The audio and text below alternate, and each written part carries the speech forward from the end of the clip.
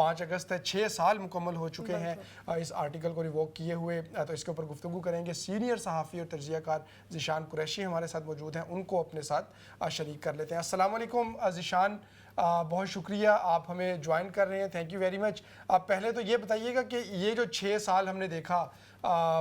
کیا سب کچھ ویسا ہی ہے جیسا جس روز یہ جو آرٹیکل تھا اس کو ختم کیا گیا،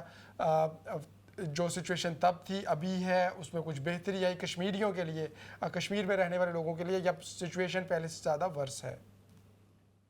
بسم اللہ الرحمن الرحیم. وعلیکم السلام. آپ کا بہت شکریہ. دفعہ 370 کا خاتمہ ہوا تو آپ کو یاد ہوگا کہ نہ صرف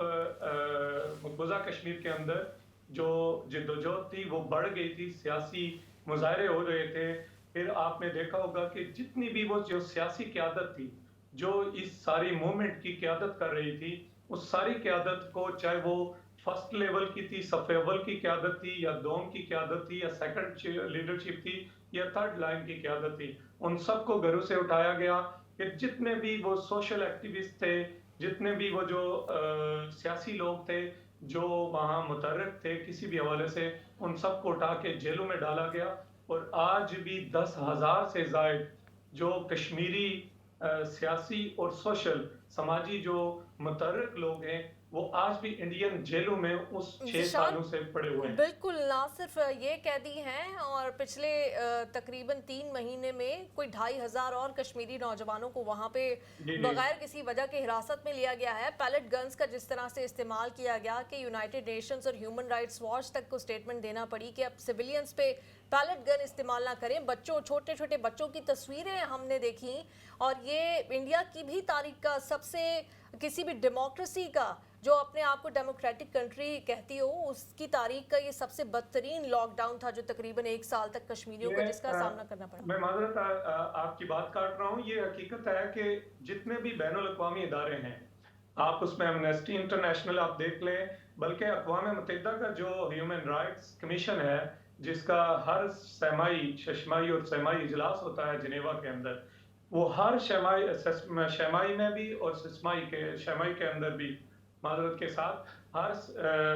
3 مہینے کے بعد وہ جو اپنا سیشن میں رپورٹ پیش کرتے ہیں، ہر رپورٹ میں انہوں نے مینشن کیا ہے کہ فلسطین کے بعد اگر کہیں بھی سب سے زیادہ انسانی حقوق کی خلاف ورزیاں ہو رہی ہیں تو وہ مقبوضہ کشمیر کے اندر ہو رہی ہیں، یعنی انڈین آکوپائڈ کشمیر کے اندر. تو اقوام متحدہ کی اس کی ہر 3 ماہ کی رپورٹ کے بعد بھی، پھر اقوام متحدہ کے دیگر سیشنز کے اندر بھی، سلامتی کونسل میں بھی، یہ جو ہمارے پاکستان کے وزیر اعظم ہوں یا دیگر ممالک کے مندوبین ہوں، انہوں نے بھی یہ نقطہ اٹھایا اور ان رپورٹس کی بات کی گئی. لیکن انڈیا نے ان 6 مہینوں میں، 6 سالوں کے اندر کسی بھی بین الاقوامی قانون کی، کسی بھی بین الاقوامی فورم کی، کسی بھی قرارداد کی کوئی خیال نہیں رکھا، کوئی احترام نہیں کیا. اور آج بھی آپ دیکھ لیں کہ جو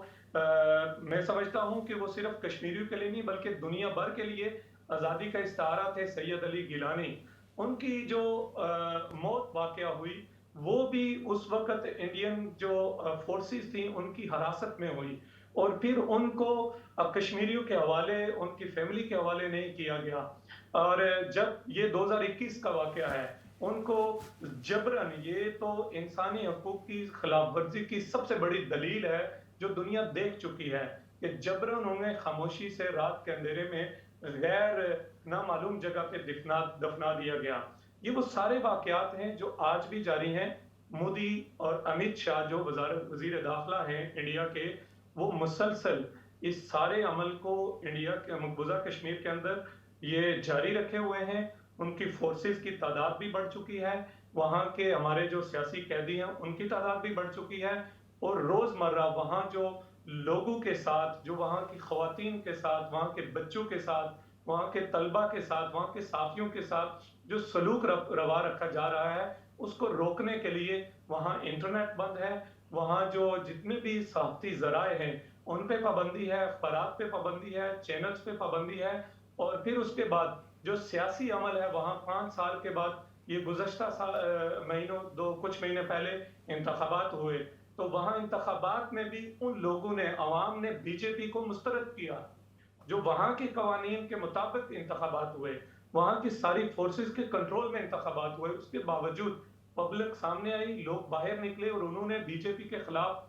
जो है ना वोट पोल किया और ये साबित किया कि आपके जितने इकदामात हैं उसका जवाब दिया कि हम उसको नहीं मानते। कश्मीरी आज भी अपनी जिद्दोजहद जारी रखे हुए हैं, उनका रद्द-ए-अमल आज भी जारी है, लेकिन उस रद्द-ए-अमल को संगीनियों से, ताकत के से, फोर्सेस के जबर से दबाने की कोशिश की जा रही है। ज़िशान आगे किस तरह से बढ़ना चाहिए? अब 6 साल तो हम ये देखते आए हैं और कश्मीर के अंदर से आवाज़ें बुलंद हुई कि जो रियासत की स्टेटस था उसको बहाल किया जाए,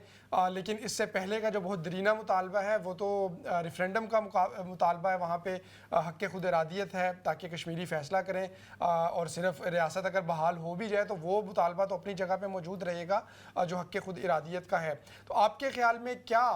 अब आगे लाहे अमल किस तरह से होगा? जिस तरह से 1948 से लेके अब तक हमने देखा है इसी तरह से वक्त और बीतता जाएगा और हर साल पहले सिर्फ 5 फरवरी मनाया जाता था, 5 अगस्त का उसमें इजाफा हो गया, फिर कोई और साल होगा, तो किस तरह से चीज़ें आगे बढ़ेंगी?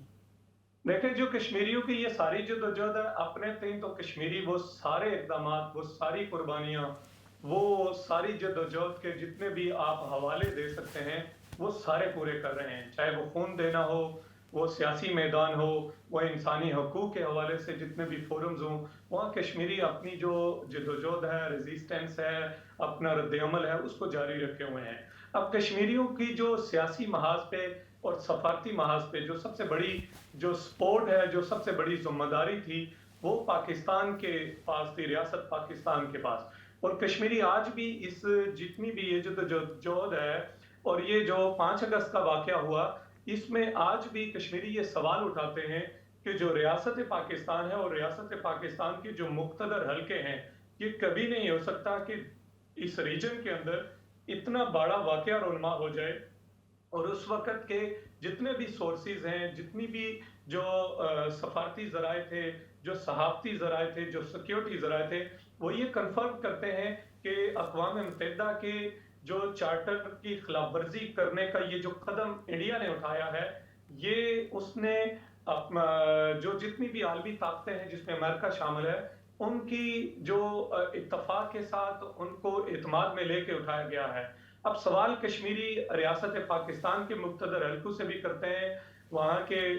हुक्मरानों से भी करते हैं और आज भी कश्मीरियों की नज़रें हैं कि उनका किरदार 5 अगस्त से लेकर आज तक वो सवालिया निशान है। उस तरह से कोई शदीद रद्द-ए-अमल रियासत पाकिस्तान की तरफ से नहीं आया। इस हवाले से सलामती कौंसिल में किसी किस्म की कोई करारदाद पाकिस्तान की तरफ से जमा नहीं कराई गई। फिर जितने भी जो जंगी जराइम हैं, जो जिसका इर्तिकाब हिंदुस्तान मकबूजा कश्मीर के अंदर कर रहा है, कश्मीरियों की ये तवक्को थी कि पाकिस्तान उनको लेकर अवामी अदालत में जाता। बिल्कुल ज़िशान, ये जो कश्मीरियों के ऑब्जेक्शंस हैं, पाकिस्तान से जो एक्सपेक्टेशंस हैं वो बिल्कुल जायज़ हैं और कश्मीरी बहन भाइयों का जो भी गिला है वो यकीनन पाकिस्तानियों की सराखों पे। मैं आपसे ये जानना चाहती हूँ कि पिछले दिनों एक और स्टेटमेंट इंडिया की जानिब से आई जिसमें उनकी जानिब से ये दावा किया गया है कि अगले चंद महीनों में जो पाकिस्तानी एडमिनिस्ट्रेट कश्मीर है वो भी उन्होंने कहा कि इसके ऊपर भी कब्जा कर लेगी इंडिया उनकी गवर्नमेंट की जानिब से। तो ये इस स्टेटमेंट को किस तरह से कश्मीर में देखा जा रहा है? दोनों साइड्स पे कश्मीरी नौजवान, कश्मीरी लोग किस तरह से देख रहे हैं स्टेटमेंट को? ये इस स्टेटमेंट की अगर आप बात करें तो मैं आपको थोड़ा सा पीछे लेके जाऊंगा। जब ये गुज़श्ता इंतखाबात हुए थे इंडिया में, तो मोदी ने जो सबसे बड़ा नारा लगाया था वो यही लगाया था कि हम जो पाकिस्तान के पास कश्मीर के इलाके हैं उनको लेके रहेंगे और उन्हें हासिल करेंगे। यानी आज़ाद कश्मीर के ऊपर हमले की उसने दोबारा ऐलान किया था। अब उसने जो ये गुज़श्ता 2 महीने पहले एक जारियत हुई थी, तो ये जारियत भी उसी की कड़ी थी जो मोदी ने वो जो दावे करके इंतखाबात जीता था। लेकिन उस सब के बावजूद ना तो इस पार के कश्मीरी और ना उस पार के कश्मीरियों ने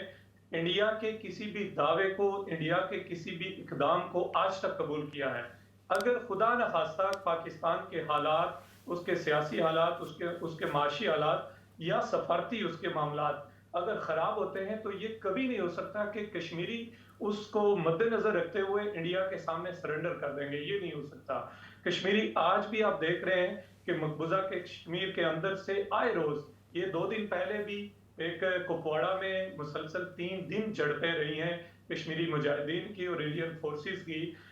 جو آزادی پسند ہیں، فریڈم فائٹر ہیں کشمیری، وہ آج بھی نوجوان کہیں نہ کہیں سے باہر آتے ہیں، وہ اپنی ریزسٹنس جاری رکھے ہوئے ہیں۔ اور میں آپ کو یہ بتاتا چلوں، یہ کوئی عام گلی محلے کا نوجوان نہیں ہے، یہ یونیورسٹی سے تعلیم یافتہ پڑھے لکھے نوجوان ہیں۔ یہ آپ کے سوال کا جواب ہے کہ کشمیری پیلٹ گن ہوں، جو ان کے اوپر کالے افسپا جیسے قوانین ہیں وہ ہوں، یا جو فورسز کی اور انڈین را کی اور دیگر ایجنسیز کی جو جتنی بھی سنگینیاں ہیں جو مقبوضہ کشمیر کے اندر جاری ہیں، ان سب کے باوجود کشمیریوں نے جو اپنی جدوجہد ہے اس کو نہیں چھوڑا، کشمیریوں کے وہ جذبہ چھین نہیں سکے۔ پھر اس کے ساتھ آپ کو بتاتا ہوں، یہ جتنے بھی طاقت ہے، طاقت کے علاوہ کشمیریوں کو انہوں نے بہت سارے لالچ دینے کی کوشش کی۔ آپ کو پتا ہوگا کہ جب انڈیا اور پاکستان کا تازہ کنفلکٹ ہوا تو تیسری یا چوتھے دن پہلگام واقعے کے بعد تمام انڈیا کے جتنے بھی یوٹیوبرز تھے، چینلز تھے، صحافی تھے، وہ سری نگر چوک میں چلے گئے۔ انہوں نے کشمیری تاجروں سے باتیں کی، انہوں نے کشمیریوں سے بات کی، اور انہوں نے ہر ایک نے گھما پھرا کے کوشش کی کہ انڈیا کے یہ جو کشمیری ہیں، انڈیا کے زیر انتظام جو کشمیر ہے، یہاں کے کشمیری پاکستان کے خلاف کسی طرح سے ایک جملہ بولے۔ کسی ایک کشمیری نے اس طرح کا جملہ نہیں بولا۔ یہ آپ کے سوال کا جواب ہے کہ کشمیری چاہے اس پار کا ہو یا اس پار کا ہو، حالات جیسے بھی ہوں، کشمیریوں نے آج تک اپنی جدوجہد پہ، اپنے جتنی بھی وہ آزادی کا نعرہ ہے، اپنا موقف ہے، اس پہ سرنڈر نہیں کیا اور آگے بھی سرنڈر نہیں کریں گے۔ یقینی طور پہ، اور یونائٹڈ نیشن کی جب اقوام متحدہ کی قراردادیں موجود ہیں اور پوری دنیا کی، جیسے آپ نے بھی بتایا، رپورٹس موجود ہیں، اس کے تناظر میں کشمیری جو ہیں وہ ان کے اوپر دنیا کا ہر ستم، ہر ظلم جو ہے وہ روا رکھا گیا، لیکن اس کے باوجود وہ استقامت کے ساتھ اپنے حقوق کی بات کرتے ہیں۔ بہت شکریہ ذیشان، آپ ہمارے ساتھ موجود تھے، اور آج کے دن کے تناظر میں خاص طور پہ جو 5 اگست آج 6 سال ہو گئے جب جو خصوصی حیثیت ہے کشمیر کی اس کا خاتمہ کیا گیا، اس کے اوپر آپ گفتگو کر رہے تھے، اور جو کشمیر کی مجموعی سچویشن ہے اس کے اوپر آپ نے بات کی۔ بہت شکریہ۔